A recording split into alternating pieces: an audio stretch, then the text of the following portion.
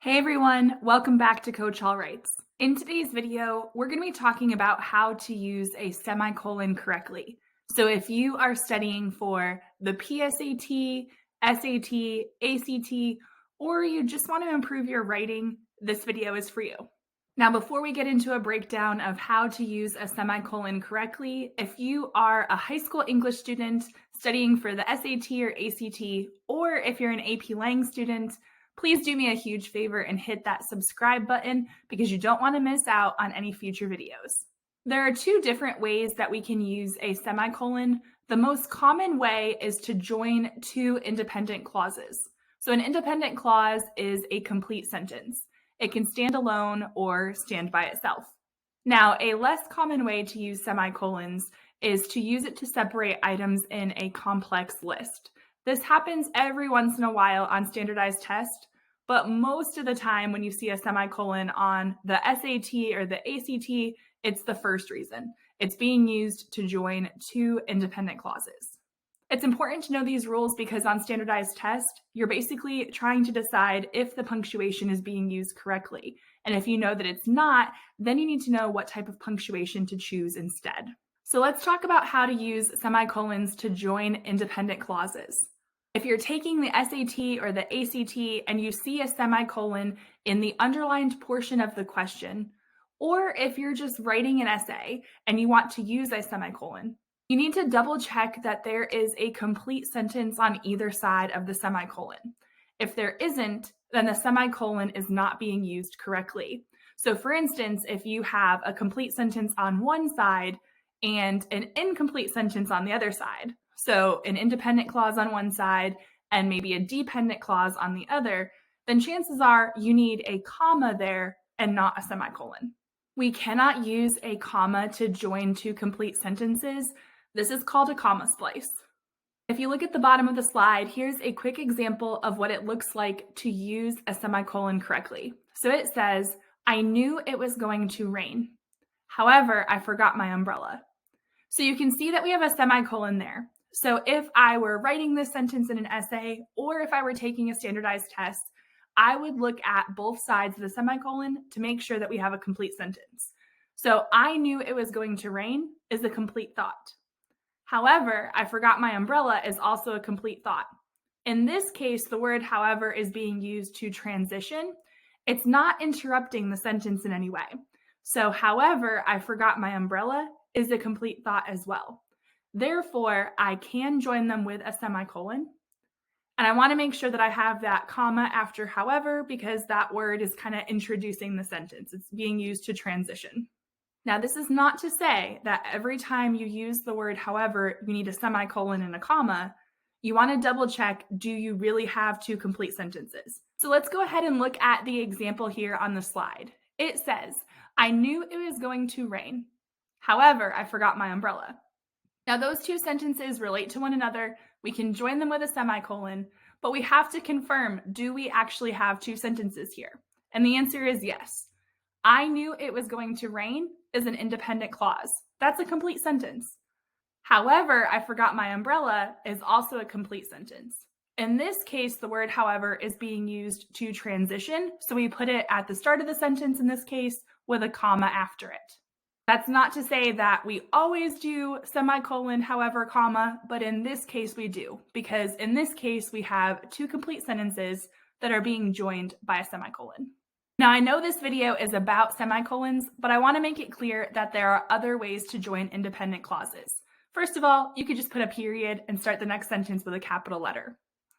In addition to using a semicolon, you could also use a comma and a coordinating conjunction. The acronym that most teachers use for this is FANBOYS, which stands for and, nor, but, or, yet, and so.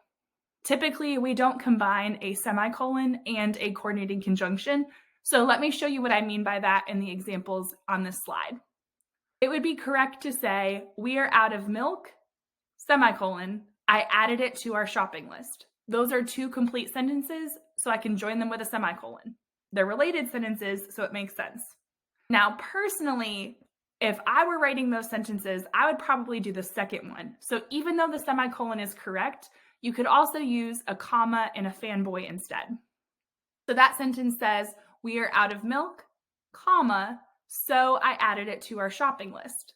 That also makes sense. It shows cause and effect. And because we have two complete sentences joined by the word so, we do need a comma. Now, if I were to combine the semicolon and the word so, that would not be correct. So the sentence at the bottom that says we are out of milk, semicolon, so I added it to our shopping list doesn't really work. Now, technically, a quick fix for this would be to put a comma after the word so and kind of make it like a transition word, but really the other two options above it are going to be better. And if you're preparing for the SAT or the ACT, knowing how to use a comma and a coordinating conjunction or a semicolon is going to help your score, because if you know when they're being used correctly, you know what the right answer is. But also, if it's being used incorrectly, you'll know that and you'll be less likely to choose that incorrect answer. So let's go ahead and practice. Look at the sentence on the screen and decide, is the semicolon being used correctly? The sentence says, after shattering his phone screen, Danny needed a new phone. Needed a new case too. Go ahead and pause the video at this time, think about it, and I'll tell you the answer when you hit play. So the answer for this is no, the semicolon is not being used correctly, and here's why. The first part is a complete sentence. After shattering his phone screen, Danny needed a new phone. That is a complete sentence. We have after shattering his phone screen as our lead-in, our dependent clause, but our main independent clause here is Danny needed a new phone. That's a complete thought. However, if we look at what's on the other side of the semicolon, it just says needed a new case too. That's not a complete sentence because we don't have a subject. So therefore, the semicolon is not working correctly. If we were editing this and we wanted to fix it and keep that semicolon, we would just need to say he needed a new case too. Adding the word he would create an independent clause, and then the semicolon would be correct. And you can see what that would look like here on this slide where we added the word he, kept the semicolon, and there you have it. Now it's being used correctly. Now let's try one more practice question. So is the semicolon being used correctly in this sentence? Go ahead and pause the video, get your answer, and then hit play. So the sentence says, the coat has been in the lost and found for a week. No one has claimed it. These two sentences relate to each other, and yes, we have an independent clause on either side. The coat has been in the lost and found for a week is a complete sentence. It can stand by itself. And no one has claimed it is also a complete sentence. So therefore, the semicolon is correct. In this case, the word it is referring to the coat, and it makes sense. Now let's talk about the other way to use semicolons. Like I said at the start of this video, this particular method is much more rare in my opinion. Usually I see it on maybe 1 out of every 3 released ACT tests. So while it's not super common, it is important to know just in case it's on your standardized test. It's also a good skill to know for writing because you might have a sentence that has an involved list where you need to use this skill. So there's something called serial semicolons. And basically the idea is that if you have a complicated list, then you can use a semicolon to separate the items in a list. Now, what do I mean by a complex list? If I just said, I went to the store for eggs, bread, milk, and cheese, that's not super complicated.